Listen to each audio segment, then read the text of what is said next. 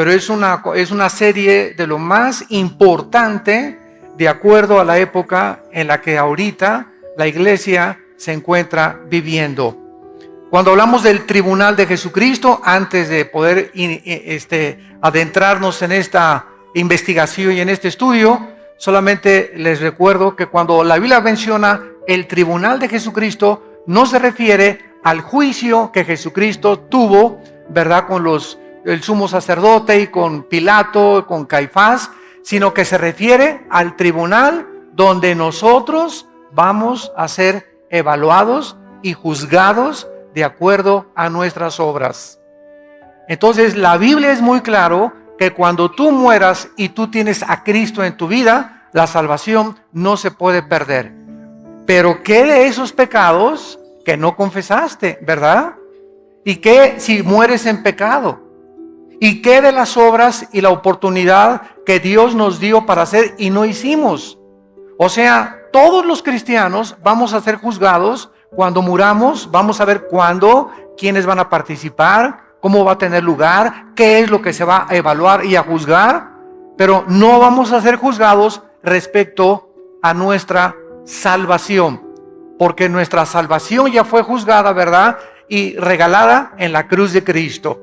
Así que en la cruz de Cristo lo vamos a explicar todo muy bien, desde la A hasta la Z. En la cruz de Cristo nuestro juicio se llevó a cabo hace 2000 años para todos los creyentes que hemos aceptado a Cristo como nuestro Salvador.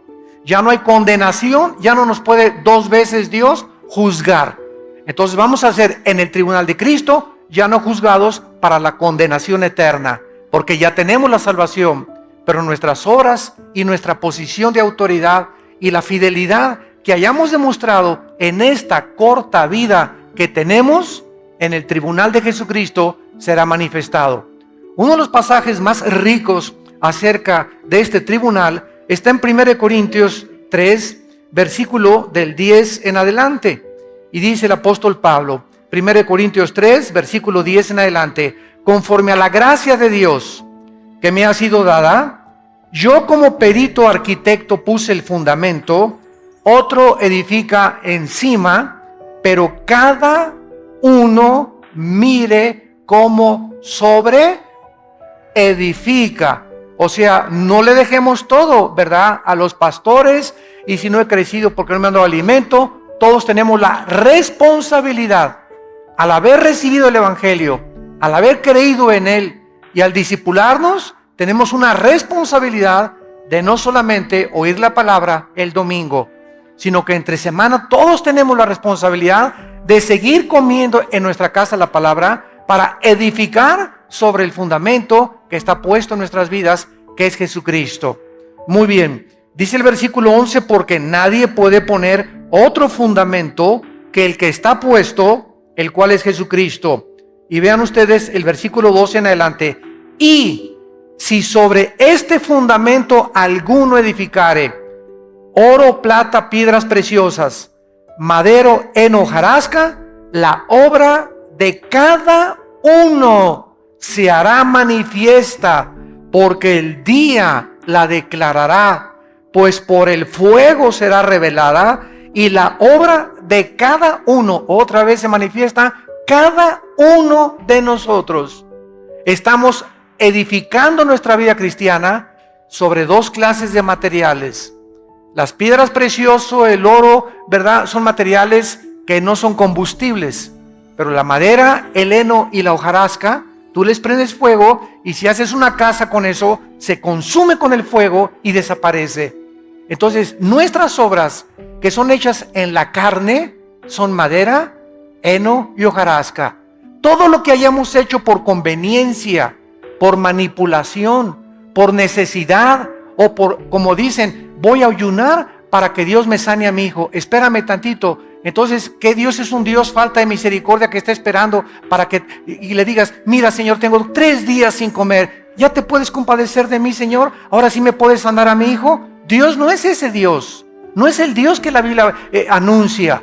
El ayuno no es para torcerle la mano a Dios o para forzar a Dios a que encuentre un trabajo, voy a ayunar. Para que mi esposa regrese, voy a ayunar. Ayunamos para poder tener un tiempo a solas con Dios y discernir su voluntad y su dirección. Voy a ayunar para que me dé sabiduría a Dios. ¿Cómo tratar con mi hijo? Así sí. Pero nunca ayunen. Voy a ayunar para que México sea salvo. Voy a ayunar para que esto se arregle. Oye, Dios no quiere sacrificios. Discúlpame. Dios no quiere ya sacrificios. Quiere obediencia. Y nuestra obediencia es la mejor manera en la que Dios contesta nuestras oraciones inmediatamente. Entonces, aquí se nos habla que estamos edificando con diferentes materiales nuestra vida. Versículo 14. Si permaneciere la obra de alguno que sobre edificó, recibirá recompensa. O sea, en el tribunal de Cristo, cada uno de nosotros vamos a estar delante de Él. Él va a estar en una tarima como esta. Vamos a ver que la palabra que se tradujo tribunal es la palabra griega bema, con B de burro. Bema, que significa el podium donde los jueces en las olimpiadas griegas les entregaban a los atletas las medallas de oro o las coronas de olivo. Entonces era como un podium donde se formaban todos los atletas que habían sido vencedores. Y ahí en ese podium les entregaban su corona de olivo. Este podium en la Biblia se llama el bema en el griego. Pues va a haber un podium igual, vamos a estar todos formados y cada uno de nosotros, cada uno vamos a ser juzgados individualmente. A cada uno de nosotros Dios va a manifestar lo que hicimos, lo que dejamos de hacer, nuestra fidelidad, nuestra hipocresía, lo que escondimos debajo del colchón, etcétera, etcétera. Ahí será manifestado públicamente en la luz. Y cada quien va a recibir lo que haya hecho o lo que haya guardado para Dios. Si la obra, versículo 15, de alguno se quemare, él sufrirá pérdida, si bien él mismo será salvo, aunque así como por fuego. ¿No sabéis que sois el templo de Dios y que el Espíritu mora en vosotros? Si alguno destruye el templo de Dios, Dios le destruirá a él, porque el templo de Dios, el cual sois vosotros, santo es. Vean ahora 2 de Corintios, capítulo 5.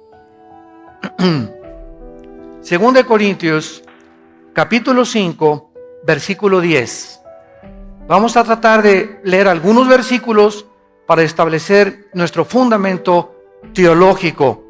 2 de Corintios 5:10. Porque es necesario que todos nosotros, cuando Pablo dice todos nosotros, ¿de qué está hablando? De los cristianos. Aquí no está incluyendo a los no cristianos. Lo vamos a ver más adelante. Es necesario que todos nosotros, está hablándole a la iglesia, comparezcamos, y ahí está el bema, que se tradujo el tribunal de Jesucristo, para que cada uno reciba según lo que haya hecho mientras estaba en el cuerpo, sea bueno o sea malo. En este tribunal, en este juicio de los cristianos, todos nosotros vamos a recibir lo que hayamos hecho mientras estábamos en esta corta vida, desde que te convertiste hasta tu muerte. Ya antes de nuestra conversión, ningún pecado, que abortaste 5 veces, que mataste a 30 personas, que te decían la leona de Santa Julia, que te decían, verdad, lo peor, antes de nuestra conversión, todos nuestros pecados han sido eternamente borrados. De nuestra conversión a nuestra muerte, nuestras obras comienzan a ser tomadas en cuenta. No para nuestra salvación, insisto, como lo acabamos de leer, sino para la pérdida o la ganancia de las recompensas y las posiciones de autoridad que vamos a tener. En otras palabras, en la otra vida, después del tribunal de Cristo, muchos van a sentarse con Cristo cuando las naciones sean reestructuradas y desde Jerusalén Cristo comience a gobernar y otras galaxias sean pobladas también, y Dios nos mande a otra galaxia como gobernador de alguna, de Andrómeda o no sé de qué otra galaxia, otro nombre que le ponga Dios, o presidente, el nuevo presidente de México, etcétera, etcétera, donde ya no va a haber PRD, ni PAN, ni PRI, ni partidos políticos. Los hombres y las mujeres que van a gobernar en la otra vida será de acuerdo a la fidelidad que tuvieron en esta vida. Por eso 1 Corintios 15:58 dice el apóstol Pablo: hermanos, no os canséis de hacer el bien, porque a vuestro tiempo segaréis. Continuar haciendo el bien porque vale la pena seguir trabajando para Dios. Un vaso de agua que hayamos dado en el nombre de Jesús, a las personas que les hayamos hablado de Cristo, las cosas que hayamos hecho, el amor que le has tenido a tu esposa, a tu esposo, el tiempo que pasaste con tus hijos, la santidad que tú viviste, todo será puesto en una balanza. Por eso tenemos que vivir con temor de Dios, porque estamos de paso por esta vida. El otro día venía yo pensando y me decía a mí mismo, si al nacer pudiéramos tener el entendimiento que se nos dijera cada vez que nace: mira, Pancholín, tienes 50 años de vida. Vas de paso por esta tierra. No amontones riquezas, no vivas para este mundo, vas de paso. Carmelita, vas de paso.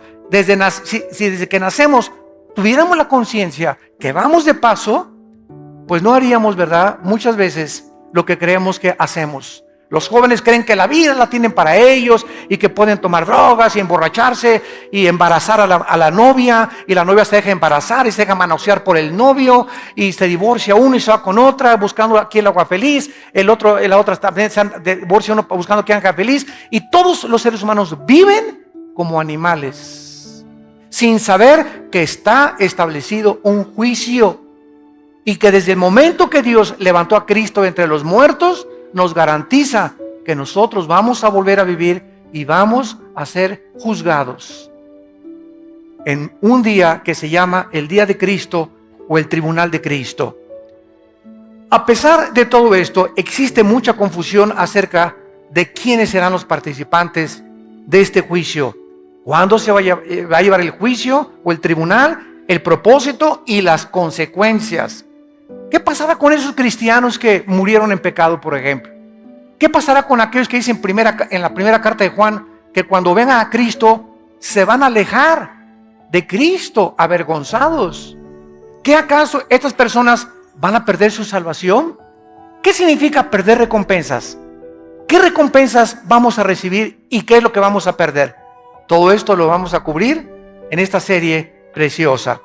Muy bien, en este tribunal no habrá, vuelvo a insistir, ninguna condenación ni castigo judicial para los pecados de los cristianos confesados o no confesados. Juan 5:24: de cierto les digo, que cualquiera que oye mi palabra no vendrá a juicio. ¿A cuál juicio se refiere? Al juicio final del gran trono blanco, Apocalipsis 20, del 11 al 15. Este es otro juicio de los incrédulos. Vamos a mencionar también ese juicio. Cualquiera que oye mi palabra y crea al que me envió, no vendrá a condenación. Esa palabra condenación, crino, con K, en el griego significa juicio judicial, condenatorio o sentencia. Cualquiera que crea en mí y me acepte como su Salvador, jamás podrá ser condenado dos veces. ¿Por qué? Porque yo ya pagué por todos tus pecados en la cruz del Calvario. Y si hubiera algún pecado en tu vida por el cual se tiene que pagar, Cristo tendría que volver a morir dos veces. Esta es la razón por la cual la salvación no es por las obras. El otro día me dijo un hermano: oye, pero yo todavía no sé si se pierde la salvación o no se pierde la salvación. Le dije: cuando Cristo murió, ¿por cuántos pecados murió en la cruz? ¿Por tus pecados pasados, presentes o futuros? Él mismo me lo contestó: murió por mis pecados pasados, presentes y futuros, porque él dijo: concluido está, terminado está, se acabó, no hay nada más que agregarle a su muerte en la cruz. Entonces, si muero en pecado, me dijo él, me voy al cielo. Le dije: sí, te vas al cielo, claro que te vas al cielo, pero ¿sabes una cosa? Después vas a ser, en el tribunal de Cristo, vas a enfrentar esos pecados. Y vamos a ver en esta serie cuáles son las consecuencias de cristianos que creen que como no se pierde la salvación, pueden vivir con libertad o con libertinaje. Dice Gálatas 5:10, a libertad fuimos llamados, solamente que no usemos como ocasión de pecar la libertad que Dios nos ha dado. Romanos 6, ¿qué pues? ¿Pecaremos para que la gracia de Dios abunde? De ninguna manera, dice el apóstol Pablo. Porque los que hemos sido bautizados en Cristo, hemos sido bautizados en su muerte, en su sepultura y en su resurrección. Cualquier persona que diga, como no se pierde la salvación, voy a pecar, esa persona no es salva. Porque cuando eres salvo, esa gracia de Dios que nos es impartida por el Espíritu Santo, nos mueve a no querer pecar. Pecamos porque estamos en un cuerpo imperfecto y no hay nadie que no haya pecado más que Cristo. Pero cuando la gracia de Dios está en tu vida, ya no quieres pecar. Y cuando pecas, lloras y te frustras y te amargas y te sientes mal. ¿Qué hice, Dios mío? Antes de que tuviéramos a Cristo, pecabas como si comieras una concha, te la metes a la boca, te limpias la boca y dices, no he hecho nada. Dormías, ¿verdad? Como si nada. Y seguías pecando y pecando y pecando y matabas y fornicabas y pornografía y no tenías ningún sentimiento de culpa en tu corazón. ¿Por qué? Porque no tenías al Espíritu Santo. Pero cuando recibimos a Cristo, el Espíritu Santo entra a nuestra vida para convencernos, para no dejarnos ya tranquilos. Dice en Efesios, no apaguéis la obra del Espíritu Santo.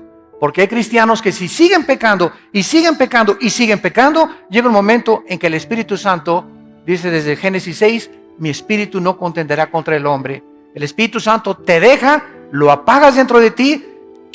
O sea, ¿qué significa que se apaga el Espíritu Santo? No significa que perdemos la salvación, significa que le quitamos el poder que Él nos quería dar para vivir para Dios. Las fuerzas que Él nos quería dar, las perdemos. El valor que Él nos quería dar para testificar, lo perdemos.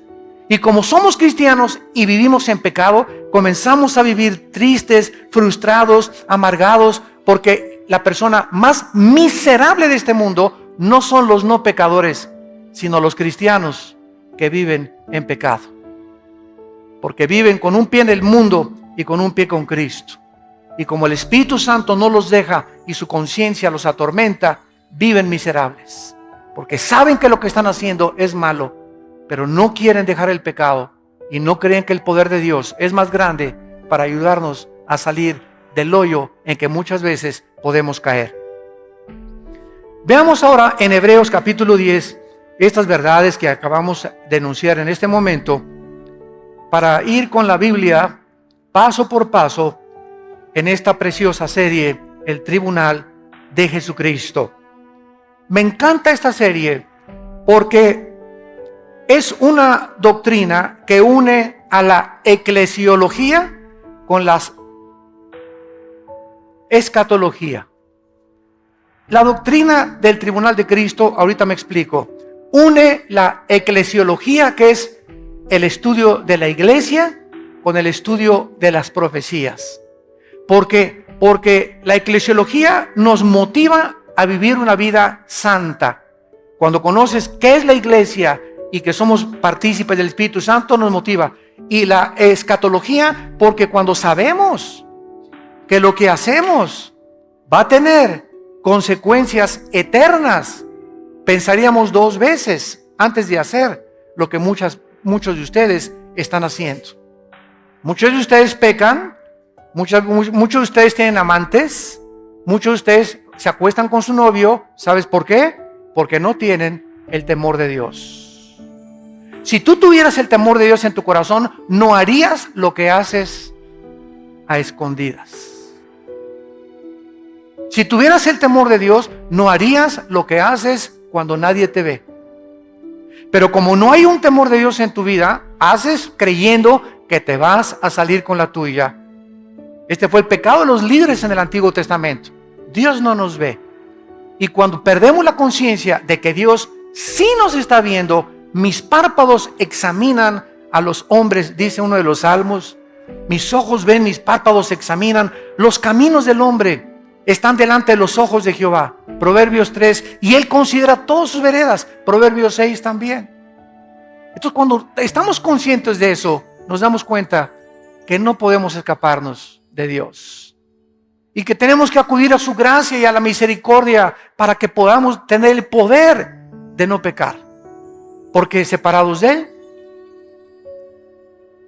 nada podemos hacer. Nos separamos de Cristo y perdemos la fuerza, apagamos al Espíritu Santo, comenzamos a vivir tristes porque necesitamos el poder de Dios. No somos suficientes, ninguno de nosotros, para vivir la vida cristiana en nuestras propias fuerzas. Dice en Hebreos 10, versículo 10: en esta voluntad somos santificados. O sea, la palabra santificado significa puestos aparte, separados del mundo. En la voluntad de Dios, nos ha Dios separado del mundo mediante la ofrenda del cuerpo de Jesucristo, hecha una vez para siempre. Hecha una vez para siempre. Estos versículos me encanta enseñárselos, y lo digo con mucho respeto a los curas católicos. O cuando tengo debates en la televisión con obispos o con personas de otra religión, ¿verdad? Porque siempre les pregunto, ¿qué es la misa? El 99% de las personas a las que tú les preguntes qué es la misa, no saben contestarte. O si te contestan, te van a decir, ¿es la Eucaristía? ¿O es ir allá y persinarse? Pero no saben que la misa, de acuerdo al Concilio de Trento, apúntalo, el Concilio de Trento es el sacrificio de Jesucristo por los vivos y por los muertos. ¿Qué es la misa? Es un sacrificio. Cuando el cura entra al altar, dice introibo al altare Dei, en latín. Me introduzco al altar de Dios. Le introibo al altare Dei, letiu quetificatet juventute meam, dice en latín. Me introduzco al altar de Dios a ofrecer sacrificio por los vivos y los muertos. De ahí las misas, las has oído, gregorianas. ¿Han oído ustedes de las misas gregorianas? ¿Qué son las misas gregorianas? Se murió don Pancho. Ya que se muere, vamos a pagar a la iglesia para que le den una misa gregoriana, o sea, para que lo ayude a salir del purgatorio. Otra vez, vuelven a sacrificar a Cristo, y con ese sacrificio, don Pancho ni nos oye.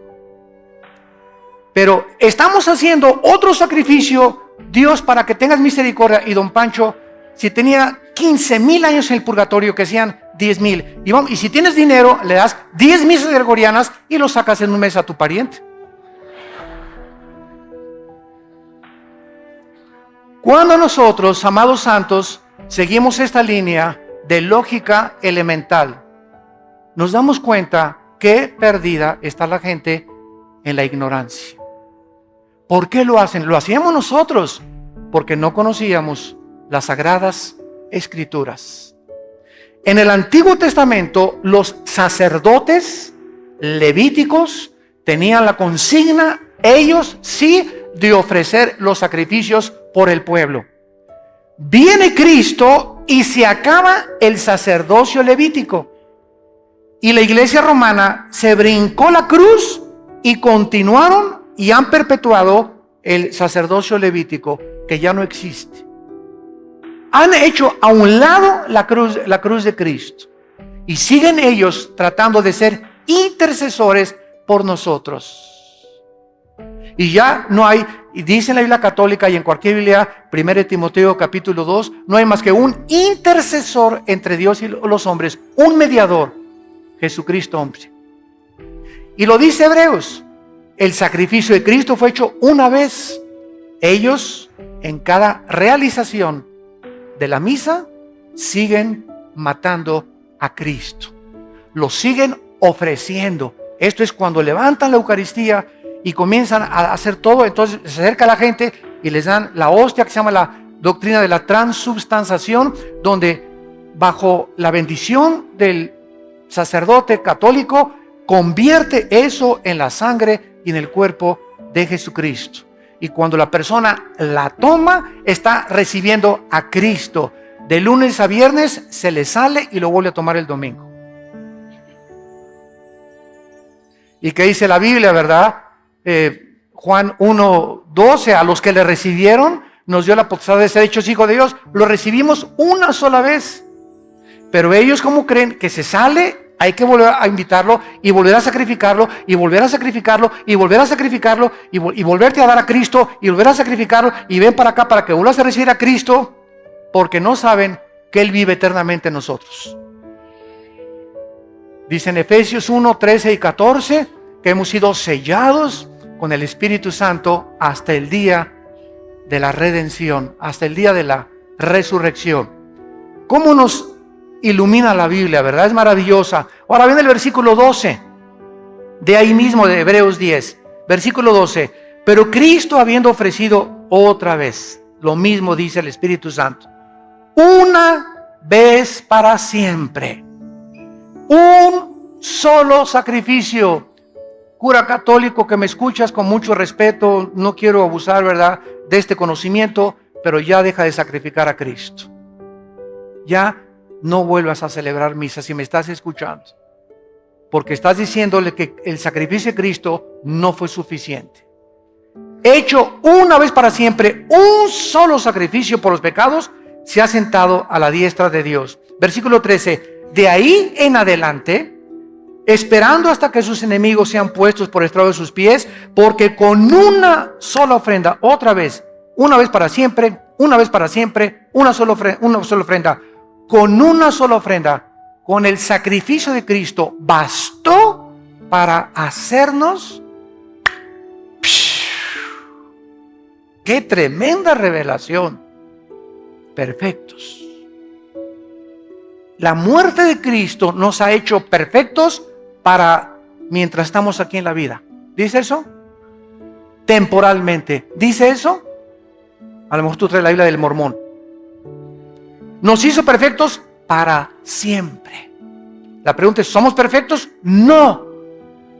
En nuestra actividad y en nuestra conducta, pero posicionalmente en el cielo nos ha bendecido con toda bendición espiritual. Estamos, Efesios 2, sentados ya con Cristo, descansando ya de que no tenemos que hacer nada, ni buenas obras, ni sacrificios para nuestros pecados, sentados con Él, esperando hasta que todo sea resuelto en este mundo. Y mientras tanto, aquí en la tierra estamos santificándonos, estamos llevando a cabo nuestra santificación. Se los voy a poner con otro ejemplo más claro.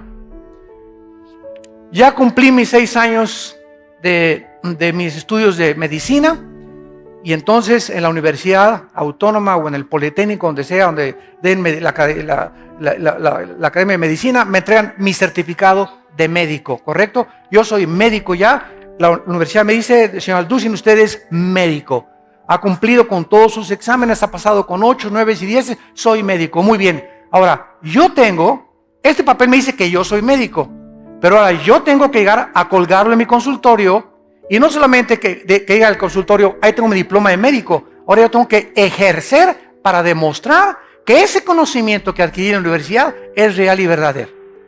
Entonces, si yo me siento y solamente ahí veo mi título de médico, pero no hago nada, no opero, no hago cirugías, no receto, no amo a la gente, mi certificado no tiene ninguna validez. Es la teoría más la práctica lo que hace a la persona. Entonces, la Biblia dice que somos perfectos, ¿no es cierto? La Biblia dice que somos hijos de Dios.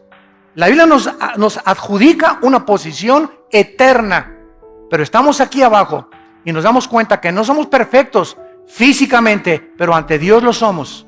¿Por qué somos perfectos? Porque somos santos y sin mancha, porque todos nuestros pecados han sido lavados con la sangre de Cristo. Y ahora, mientras pecamos, ya no nos condena por esos pecados. Ahora solamente perdemos la comunión con Dios cuando pecamos los cristianos. La salvación no la podemos perder, perdemos la comunión con Él y las bendiciones que podíamos tener y las recompensas en la otra vida. Pero ante Dios somos perfectos, porque su Hijo fue perfecto, su justicia fue perfecta, su imputación de su justicia fue perfecta, y su santidad, que es la santidad de Cristo, ¿verdad?, nos es imputada también a través de la santificación, para que podamos ejercer una vida conforme al llamamiento que Dios nos ha hecho. Por eso dice Santiago, oye, tú vienes y me dices que es cristiano, y andas ahí, ¿verdad? Ajúa, vivo aquí, te emborrachas cada fin de semana, ahí andas detrás de las chavas como si nada, te acuestas con tu novio y estás en el coro de la iglesia, estás en la música de la iglesia y la gente comienza a decirnos a nosotros, oye, tú te dices cristiano y haces estas cosas. ¿Por qué? Porque tenemos que no solamente decir que somos cristianos, obras nos tienen que acompañar. Acciones que demuestren a la gente que somos diferentes. Que somos diferentes. No, don Pedro, ya no me echo ya no me emborracho con usted. Ay, sí, porque ya no eres charrasqueado. No, pues ya, exactamente, Cristo me salvó. Oye, que todas mis amigas se acuestan con sus novios, pero yo no. Ahí sí eres la Santa Rita de Casia, ¿verdad? Díganme lo que quieran, pero yo conozco a Cristo y eso se llama fornicación delante de Dios. Y no quiero tener el temor de Dios en mi vida. Y comenzamos a dar un testimonio que la gente busca. La gente cree más las acciones que las palabras. Muy bien, veamos ahora el tiempo y los participantes de este tribunal de Cristo. El tiempo cuando este tribunal se va a llevar a cabo, ¿cuándo será? ¿Antes del rapto? ¿En el momento del rapto? ¿A la mitad de la tribulación? ¿Al acabar la tribulación? ¿Antes del juicio del trono blanco o después? ¿En el milenio o después del milenio? ¿Cuándo se va a llevar a cabo? La Biblia es muy clara. Veamos cuándo vamos a ser juzgados en este tribunal. Lucas capítulo 14. Vamos a ver algunos pasajes que no nos van a dejar ninguna sombra de duda respecto al tiempo cuando se llevará a cabo este tribunal, este juicio o evaluación de nuestras obras. Dice Cristo en Lucas 14, versículo 13 y 14. Lucas 14, 13 y 14. Mas cuando hagas banquete, llama a los pobres, los mancos, los cojos, los ciegos, y serás bienaventurado o dichoso, que es lo mismo, porque ellos no te pueden recompensar, pero te será recompensado, ahí está, cuando en la resurrección de los justos. ¿Cuándo recibiremos las recompensas? Cuando todos los justos seamos resucitados. ¿Cuándo se llevará esta resurrección? Primera de Tesalonicenses capítulo 4 del 13 al 15. Hermanos, les escribo para que no se entristezcan como los demás que no tienen esperanza. Porque si Cristo murió y resucitó, también Dios traerá con Jesús a los que durmieron con él. Por esto digo que con voz de arcángel, con voz de trompeta y con voz de salvación, los muertos en Cristo resucitarán primero. Luego nosotros, los que quedamos, seremos arrebatados juntamente con ellos y así estaremos para siempre con el Señor. Por lo tanto, aliéntense con estas palabras. En el momento en que desaparezcan millones de cristianos del planeta Tierra, en ese momento, ¿verdad? ¿A dónde vamos? Todos los que seamos raptados, puede ser hoy en la tarde. Puede ser, a lo mejor ni acabo el mensaje. Y muchos dicen, ¿dónde se fueron? Se los llevaron los ovnis, van a decir. Puede ser hoy en la noche, el arrebatamiento, porque no hay señales para el arrebatamiento. Para la segunda venida hay señales, y verán la señal del Hijo del Hombre. Pero para el arrebatamiento no hay señales. Es inminente, en cualquier momento, el día y la hora, nadie la sabe. La segunda venida de Cristo sí es anunciada con muchas profecías y con muchas señales. Cuando dice vendré como ladrón en la noche, no se refiere a la segunda venida, se refiere al arrebatamiento. Porque si se refiriera a la segunda venida, pues entonces cuando el anticristo entre al templo y haga el sacrificio, Mateo 24, y ahí comienza la gran tribulación, lo único que tendríamos que hacer es comenzar a contar 3 años y medio. Y a los 3 años y medio sabríamos que venía Jesucristo y terminaría el Armagedón. Pero el día y la hora nadie lo sabe, se refiere al rapto, al arrebatamiento de la iglesia. Por eso una cosa es el arrebatamiento, otra cosa es la segunda venida de Cristo. No es la misma cosa. El arrebatamiento de la segunda venida de Cristo no es lo mismo, porque el rapto viene sin anuncio, sin señales, sin ninguna prueba. Puede ser en cualquier momento. Veamos otro pasaje, 1 Corintios capítulo 3, versículo 13. Voy a leer rápido. La obra de cada uno se hará manifiesta, porque el día, ese día, ya sabes que es el día. ¿Qué día? Siempre que en el Nuevo Testamento, escúchenme estudiantes de la Biblia, vean el día de Cristo, ese día se refiere al tribunal, al día en que vamos a ser juzgados. El día es el sujeto de la revelación y será un día revelado con el fuego. Ahora, el contexto que sigue a continuación se sigue desarrollando por los demás apóstoles. Por ejemplo, en 1 de Pedro 5, versículo 4. Y cuando aparezca el príncipe de los pastores, vosotros recibiréis la corona incorruptible de gloria. Filipenses capítulo 2, versículo 16. Asidos de la palabra de vida, para que en el día de Cristo, subrayen siempre que vean el día de Cristo en su Biblia, para que en el día de Cristo yo pueda gloriarme, dice Pablo, de que no he corrido en vano, ni en vano he trabajado. Pablo le dice a los filipenses, estudien la Biblia, santifíquense, échenle ganas, ganen las almas para el reino de Dios. Ama a tu esposa, ama a tus hijos, pasa el mayor tiempo que puedas con tu familia, porque el mayor tiempo que pasamos con la familia es el tiempo más precioso que tenemos en esta vida. No con los amigos, no en el cine, aunque digo, no soy enemigo de películas que sean buenas, ¿verdad? Con buena clasificación.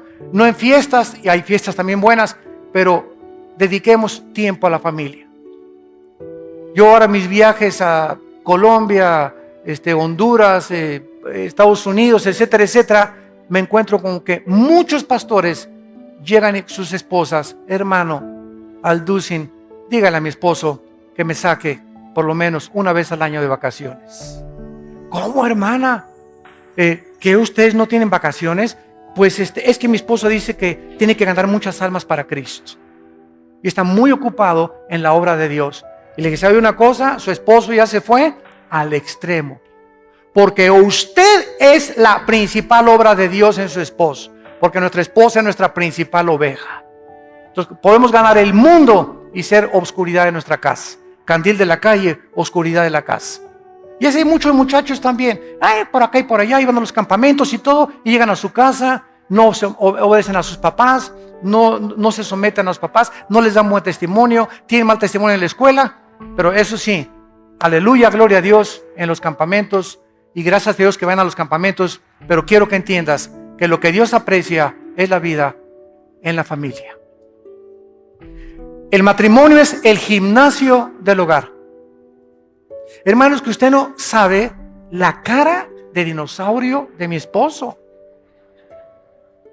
Vete acostumbrando, porque el diablo la tiene peor, le digo. Es que usted no sabe que mi esposa, esto y el otro, es que precisamente el estar aguantando eso de tu esposa te está fortaleciendo. El estar aguantando eso de tu esposo te está fortaleciendo, te está blindando, te está dando carácter, te está dando paciencia, te está dando visión, te está acercando más a Dios. Estás tratando de ya llorar por Dios. Padre Santo, te pido, te ruego.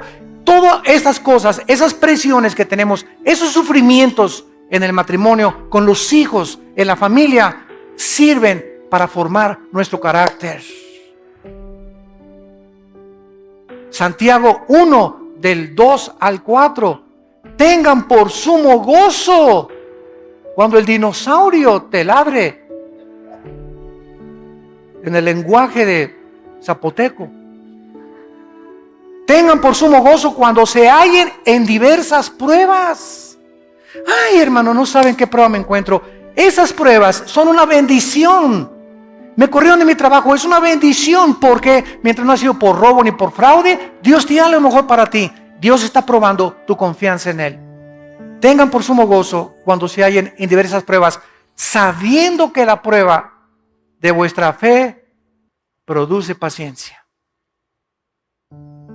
¿Y para qué quiero paciencia, Señor? Porque si no tienes paciencia, Hebreos 6 y Hebreos 10, nunca recibirás nada de Dios. Sin paciencia te vas a casar antes de tiempo. Sin paciencia vas a comprar un coche cuando no era el tiempo de Dios. Sin paciencia vas a inscribirte en una escuela que no debiste haberte inscrito y después de 2 años perdiste 2 años y vas a tener que regresar a otra materia o otra carrera que realmente Dios quería para ti. ¿Por qué? Porque no tuviste nunca la paciencia para aguantar y esperar el tiempo de Dios. Y la paciencia nos las dan las pruebas y los sufrimientos. Para que comiences a conocer los caminos del Altísimo Gobernante del universo. Dice en 2 Timoteo 4:8 el apóstol Pablo, ya para ser sacrificado o martirizado, 2 Timoteo 4:8, por lo demás, es las últimas palabras de Pablo, me está guardada la corona de justicia. Las coronas las vamos a estudiar mucho después, la cual me dará el Señor juez justo, otra vez se repite, en aquel día. Pablo estaba seguro que al morir él no iba a ser recompensado. Ahorita hay miles de cristianos en el cielo, desde Pentecostés hasta nuestros días. Y ninguno de los cristianos que están en el cielo, Apocalipsis 6, del 12 al 14, ninguno ha sido recompensado. Están esperando, se les han dado vestiduras blancas, están esperando el día de nuestra resurrección. Ellos ya están en el cielo, pero nadie ahorita ha sido recompensado. Tenemos que estar todos los cristianos ya en el cielo para ser recompensados. Y en ese momento es cuando recibiremos los premios de Dios. Así pues, las recompensas de los santos, para dejarlo claramente establecido, van a ser entre el arrebatamiento de la iglesia y la segunda venida de Cristo a la tierra. Entre el arrebatamiento de la iglesia y la segunda venida de Cristo va a haber un tiempo de 7 años de tribulación. Mientras la tribulación está aquí en la tierra, nosotros en el cielo estaremos siendo recompensados y ante el tribunal de Cristo. ¿Cómo lo sabemos? Porque en el capítulo 19 de Apocalipsis aparecen las bodas del Cordero. Y no podemos estar en las bodas del Cordero sin antes habernos presentado a ser evaluados y juzgados por nuestras obras mientras estábamos en el cuerpo. Ahora, para terminar, ¿quiénes van a estar en este tribunal? El hecho de que antes de la resurrección de los impíos no se va a llevar a cabo, nos revela que este juicio del tribunal de Cristo no incluye a los no creyentes. El tribunal de Cristo, el día de Cristo, el bema de Cristo, solamente los cristianos vamos a estar en este tribunal. Los no creyentes, cuando terminen los 7 años de tribulación y Cristo regrese al mundo, vamos a entrar a 1000 años, a un periodo de 1000 años de vacaciones aquí en la tierra. Isaías 65 y 66, Apocalipsis 20 y 21, y después del milenio, Apocalipsis 20 del 11 al 15, los no creyentes serán presentados, serán abiertos los libros de Dios y pasarán todos los no cristianos y ninguno va a estar hincado, estarán parados delante de Dios y serán echados al lago de fuego que arde con fuego y con azufre, que es la muerte segunda. En ese juicio, del juicio del gran trono blanco, nosotros ya fuimos juzgados por nuestras obras, no por la salvación, pero en el juicio de los no cristianos después del milenio, nosotros seremos el jurado. Los ángeles y los querubines estarán en el cielo cósmico de Dios y Dios demostrará que Él no va a mandar a nadie al infierno. ¿Cómo? Sí, se fueron solitos.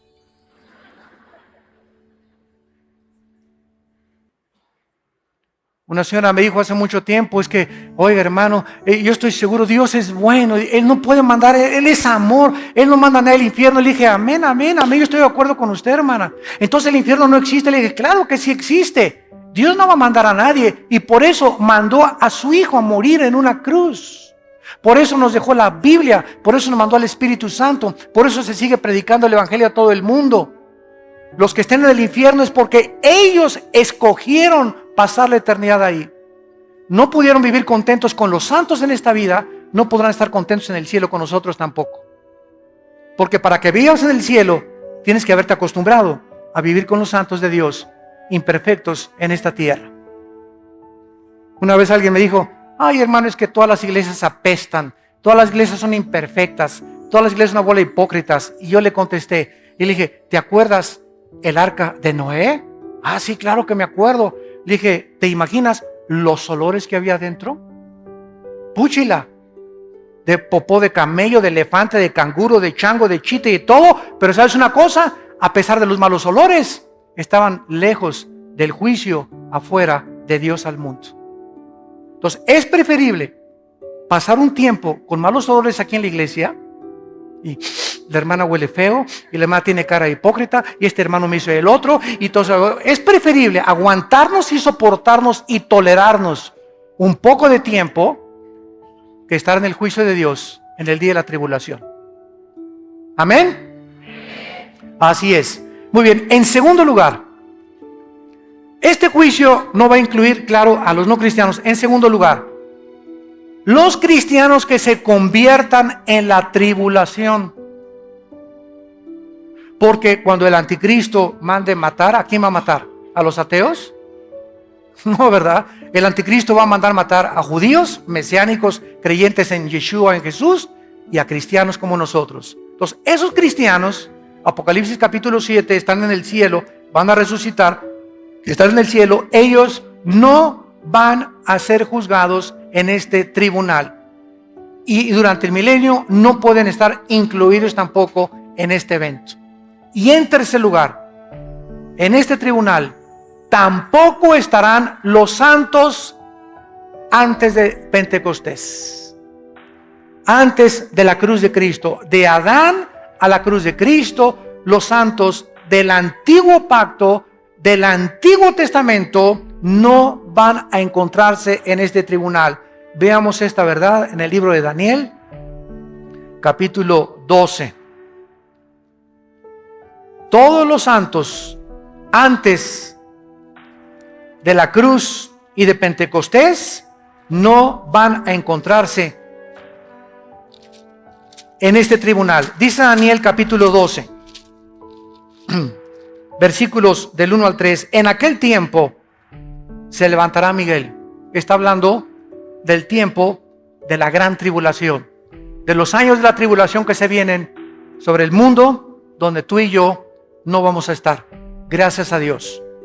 Se levantará Miguel, el gran príncipe que está de parte de los hijos de tu pueblo.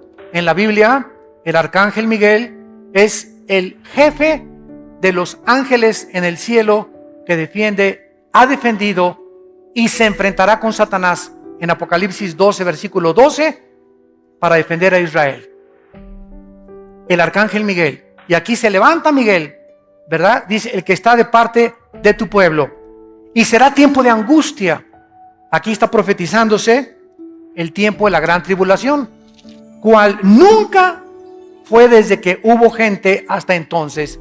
Por esto sabemos que no está hablando de una tribulación o un sufrimiento 70 años después de Cristo, cuando llegaron los romanos y no dejaron piedra sobre piedra. Aquí está hablando de una angustia que Cristo en Mateo 24 repitió, cual nunca la ha habido en la historia de la humanidad, que es la gran tribulación.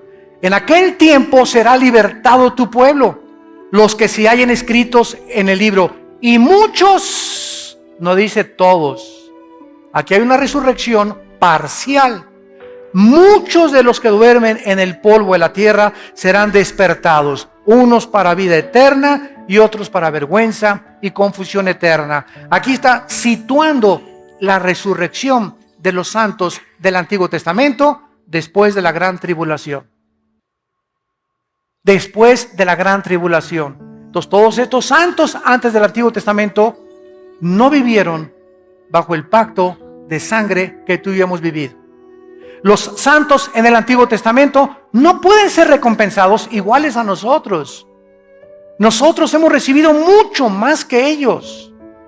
Cristo le dijo a dos ciudades, Corazín y Betsaida: si en Sodoma y Gomorra hubieran oído lo que ustedes han oído, en verdad les digo que en el día del juicio, y Cristo está hablando del trono blanco, no del tribunal de Cristo, el juicio de los malos, en el día del juicio el castigo será menos severo contra los sodomitas que contra ustedes, porque al que mucho se le da, mucho se le pide. Así que nosotros tenemos que ser juzgados con una vara mucho más grande con Dios, porque hemos recibido la gracia de Dios, al Espíritu Santo morando, haciendo su morada dentro de nuestro cuerpo. La revelación que tenemos, el conocimiento que tenemos de la Biblia es maravilloso. El otro día vi que un predicador dijo: es que no es necesario meterse que si los ángeles se metieron con las mujeres, que si esto y el otro, que si la salvación se pierde, hay que ganar las almas para Cristo. Espérame tantito, compañero, en las tribulaciones y el misterio de Cristo. Tenemos que estudiar toda la Biblia. Tenemos que enseñar toda la Biblia. No podemos concentrarnos solamente en algo. Qué lindo se oye. ¿Vamos a ganar las almas? Pues claro que las ganamos. Pero Pablo dijo: no he rehuido enseñarles todo el consejo de Dios. Tenemos que conocer el antiguo pacto, la gracia, el pacto de sangre, la tribulación, Ezequiel, Daniel. ¿Por qué hace esto Dios? ¿Por qué permitió las guerras? ¿Por qué David esto? ¿Por qué Salomón aquello? Tenemos que conocer todo para tener un espectro amplísimo de la mente de Dios. Y todavía al morir no nos bastará seguir estudiando el corazón de Dios. Así pues, no estarán ni los no creyentes, ni tampoco estarán los que se conviertan durante la tribulación, ni tampoco estarán los que vivieron antes de Cristo. En Romanos 14, versículo 10, dice el apóstol Pablo: ¿y tú por qué juzgas a tu hermano? ¿O tú también por qué menosprecias a tu hermano? Porque todos, y está hablando de los cristianos, compareceremos ante el tribunal de Jesucristo. Y vamos nosotros, escrito está, que toda rodilla se doblará y toda lengua confesará a Dios, de manera que cada uno de nosotros, versículo 12, cada uno dará a Dios cuenta de sí. Santos de Dios, si hoy en media hora, hoy en la tarde, viniera Jesús por nosotros, ¿no te lamentarías y dirías: ¿cómo? Es que yo creí que todavía tenía 2 años. Creí que me quedaban todavía 10 años de vida. Creí que me quedaban 5 meses más. Y así la muerte viene por nosotros en cualquier minuto, en cualquier segundo. Si estás tú consciente y crees realmente que Jesús resucitó y murió en nuestro lugar en la cruz, tu vida tiene que cambiar. Tu vida tiene que ser transformada por su poder. Tienes que vivir para Cristo y darle valor a las cosas que Dios les da valor. Tienes que desechar a las cosas que Dios les llama pecado. Tienes que enfrentar el mundo con una nueva perspectiva, con una nueva visión de qué es lo más importante. Es importante tu carrera, es importante lo que tú buscas, es importante que seas deportista. Todo es importante en la vida porque nos sirve en la vida. Pero pon en primer lugar a Dios en tu corazón. Pon en primer lugar a Dios en tu vida.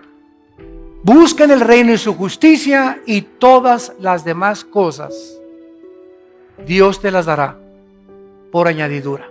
No pongas a tu novia en primer lugar, ni a tu esposa en primer lugar, ni siquiera a la esposa o a tu esposo, ni a tus hijos. Pon a Dios en primer lugar. ¿Por qué? Porque tu novia o tu novio, tu esposo o nuestros hijos no son para siempre. Algún día se va a morir tu mamá, tu esposo, tu esposa, tu hijo, tu perro, tu gato, tu loro, tu cotorro. Todo es temporal, pero cuando perdemos todo y tenemos a Dios, Él nos dará la fuerza para seguir viviendo. Porque hemos amado a Él antes que a cualquier cosa.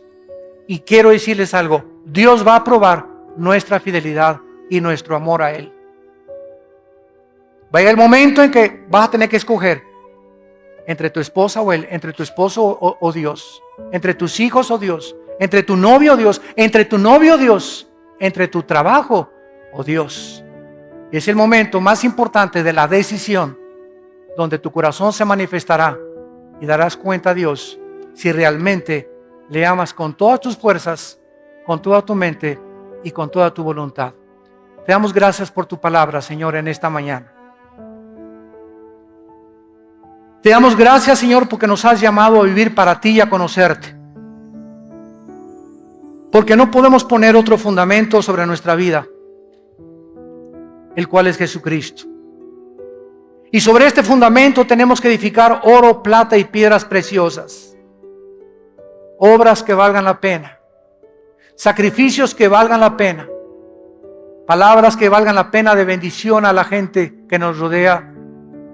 Y mantener nuestra integridad delante de tu trono.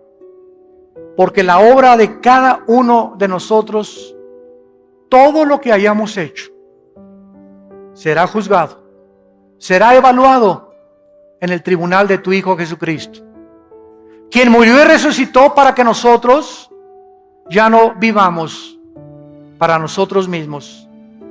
Porque si vivimos, para Él vivimos, y si morimos, para Él morimos.